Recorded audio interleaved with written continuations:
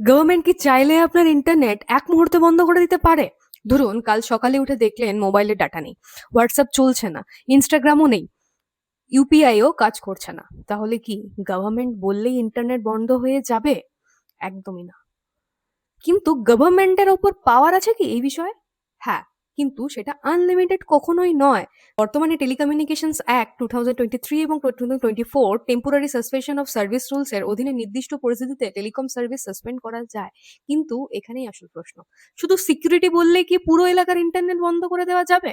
আইন বলছে সাসপেনশন অর্ডারের কারণ লিখতে হবে, নির্দিষ্ট জিওগ্রাফিক্যাল এরিয়া ও সার্ভিস উল্লেখ করতে হবে এবং একবারে 15 দিনের বেশি নয়। আর অথরিটিকে এটাও বিবেচনা করতে হবে কম রেস্ট্রিকটিভ অন্য কোনো রিজনেবল উপায়ে একই উদ্দেশ্য পূরণ করা সম্ভব কিনা। কিন্তু কনস্টিটিউশনের প্রশ্নটা আরো বড়, ইন্টারনেট কি নিজেই ফান্ডামেন্টাল রাইটস? সুপ্রিম কোর্ট সরাসরি বলেনি যে ইন্টারনেট অ্যাক্সেস নিজেই ফান্ডামেন্টাল রাইটস, কিন্তু অনুরাধা ভাইসিন মামলায় কোর্ট বলেছে ইন্টারনেটের মাধ্যমে স্পিচ এবং এক্সপ্রেশন আর্টিকেল 19(1) এর কনস্টিটিউশন প্রোটেকশন পায়। অর্থাৎ ইন্টারনেট বন্ধ করলে শুধু নেটফ্লিক্স বা ইনস্টাগ্রাম বন্ধ হচ্ছে না, কারোর বিজনেস বন্ধ হচ্ছে, কারোর নিউজ পৌঁছানো বন্ধ হতে পারে, কারোর নিজের কথা বলার মাধ্যম বন্ধ হতে পারে।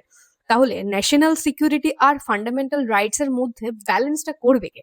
এবং গভর্নমেন্ট যদি বলে পাবলিক সেফটি এর জন্য করছি, তাহলে সেই সিদ্ধান্ত কি কোর্টে চ্যালেঞ্জ করা একদমই যায়?